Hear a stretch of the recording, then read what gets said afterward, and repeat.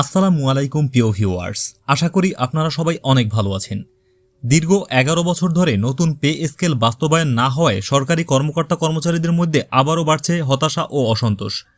এরই মধ্যে নবম জাতীয় পে স্কেল নিয়ে সামনে এসেছে নতুন একটি গুরুত্বপূর্ণ আপডেট। বাংলাদেশ সরকারি কর্মকর্তা কর্মচারী কল্যাণ সমিতির কেন্দ্রীয় আহ্বায়ক কমিটি সরকারকে অনুরোধ জানিয়েছে যেন আসন্ন জাতীয় বাজেটের আগেই জাতীয় বেতন কমিশন 2025 এর চূড়ান্ত সুপারিশ প্রকাশ করা হয়। সংগঠনটির পক্ষ থেকে বলা হয়েছে 2015 সালে অষ্টম পে স্কেল ঘোষণার পর এখন পর্যন্ত নতুন পে স্কেল বাস্তবায়ন না হওয়ায় কর্মচারীদের জীবনযাত্রা অনেক কঠিন হয়ে পড়েছে। বিশেষ করে নিত্য প্রয়োজনীয় পণ্যের দাম, বাসা ভাড়া, বিদ্যুৎ বিল এবং চিকিৎসা খরচ কয়েক গুণ বেড়ে যাওয়ায় নিম্ন গ্রেডের কর্মচারীরা সবচেয়ে বেশি চাপে রয়েছেন।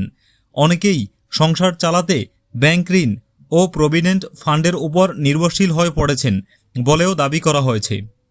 সংগঠনটির নেতারা আরও বলেন, সামাজিক যোগাযোগ মাধ্যমে এবং বিভিন্ন গণমাধ্যমে নবম পে স্কেল নিয়ে নানা আলোচনা ও প্রচারণা চললেও সরকারের পক্ষ থেকে এখনও কোনো চূড়ান্ত নির্দেশনা আসেনি। এতে চাকরিজীবীদের মধ্যে অনিশ্চয়তা ও উদ্বেগ আরও বাড়ছে। তাদের দাবি, যদি বাজেটের আগেই সচিব পর্যায়ে সুপারিশ কমিটির চূড়ান্ত প্রতিবেদন প্রকাশ করা হয় তাহলে সরকারি কর্মকর্তা কর্মচারীদের মধ্যে কিছুটা স্বস্তি ফিরে আসবে এবং নতুন বাজেটে অর্থ বরাদ্দের পথও সহজ হবে।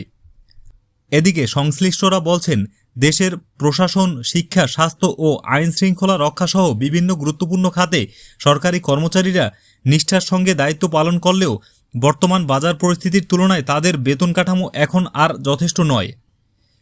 এখন দেখার বিষয় সরকার কবে নাগাদ নবম জাতীয় পে স্কেল নিয়ে আনুষ্ঠানিক সিদ্ধান্ত জানায় এবং নতুন বাজেটে এ বিষয়ে কোনো বড় ঘোষণা আসে কিনা। তো ভিউয়ার্স, এই ছিল পে স্কেল নিয়ে সর্বশেষ আপডেট। যদি আজকের ভিডিওটি ভালো লাগে তাহলে অবশ্যই একটি লাইক দিবেন, বন্ধুদের সাথে শেয়ার করবেন এবং এ ধরনের ভিডিও নিয়মিত পেতে চাইলে চ্যানেলটি সাবস্ক্রাইব করে সাথেই থাকবেন। আল্লাহ হাফেজ।